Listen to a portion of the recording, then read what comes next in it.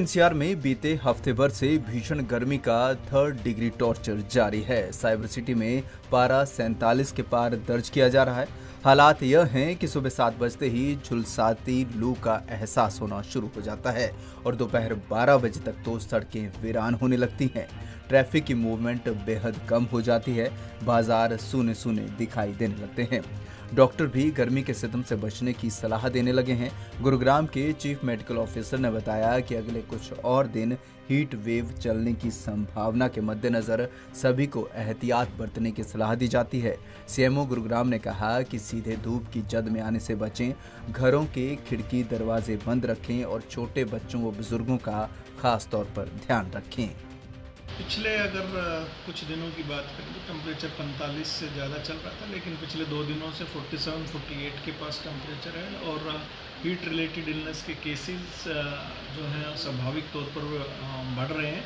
अभी तक अच्छी बात यह है कि हीट स्ट्रोक या हीट स्ट्रोक की वजह से कोई दुर्घटना कहूँ ऐसा केस जो है वो सामने नहीं आया है, लेकिन फिर भी लोगों को बेहद सावधान रहने की ज़रूरत है। ऐसे मौसम में सबसे पहली बात मैं ये कहूँगा कि जब तक अति आवश्यक ना हो अपने घर से बाहर ना निकलें। अगर आपको घर से बाहर जाना ही है तो आप अर्ली मॉर्निंग में या लेट इवनिंग में जाएं। दोपहर 12 से 3 आप बिल्कुल अवॉइड करें घर से बाहर निकलना। इसके अलावा यदि आपको बाहर जाना पड़ता है तो आप अपने आप को कवर रखें, चाहे छाता, चाहे कैप, चाहे गमछा या तौलिया जो है उससे अपने आप का सर को ढक के रखें। इसके अलावा लगातार पानी का सेवन करते रहें, डिहाइड्रेशन अवॉइड करें।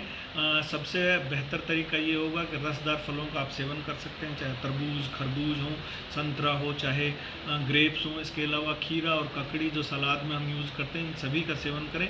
हाई प्रोटीन डाइट जो है वो आपको अवॉइड करनी है। और ख़ास करके मैं जो इंडस्ट्री वर्कर हैं या जो कंस्ट्रक्शन साइट पे लोग काम कर रहे हैं उनके लिए कहूँगा कि वो भी अर्ली मॉर्निंग और लेट इवनिंग तक काम कर सकते हैं। वो भी दोपहर को काम करना अवॉइड करें, खास करके 12 से 3 के बीच में। और यदि आपको काम करना पड़ता है तो वो जगह को वेंटिलेटेड या हवादार जगह पे या छायादार जगह पे काम करना सुनिश्चित करें, खास करके दोपहर के समय। और अर्ली मॉर्निंग या लेट इवनिंग में आप आउटडोर एक्टिविटीज़ भी कर सकते हैं। और हर 1 घंटे बाद आप पानी का सेवन जरूर करें यदि आप इंडस्ट्री या कोई कंस्ट्रक्शन या लेबर वर्क का कोई काम कर रहे हैं। ये बेहद आवश्यक है।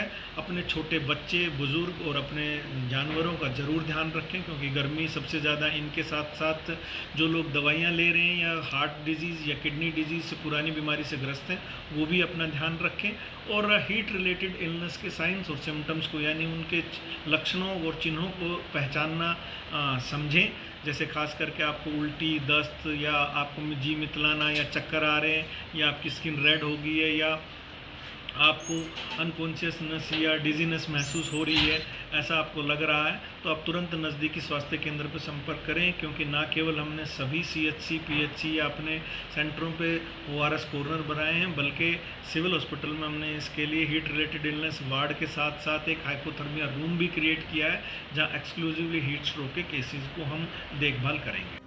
वहीं इस दौरान गर्मी से बचाव के लिए लोग क्या कुछ कर रहे हैं और किस तरह की परेशानियों का उन्हें सामना करना पड़ रहा है, आइए जानते हैं। बहुत ज़्यादा गर्मी है, इस टाइम पानी पीना चाहिए। बहुत ही ज़्यादा गर्मी है। अपने बच्चों को बाहर ना निकालें, बहुत ज़्यादा लपट लग रही है। बड़े बूढ़े जितने भी हैं सब अपने घर में रहें, बचे रहें। बहुत ही ज़्यादा लपट लग रही है। हम बाहर चल रहे हैं तो हमें पता है कितनी गर्मी है।